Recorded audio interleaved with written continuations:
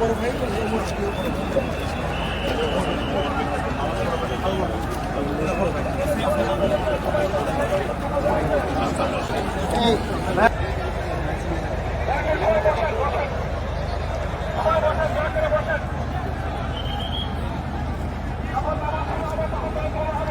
ভাবে অনুরোধ করছি আপনারা ধৈর্য সহকারে জানাজায় অংশগ্রহণের লক্ষ্যে অপেক্ষা করুন। আপনাদের সহযোগিতা কামনা করছি।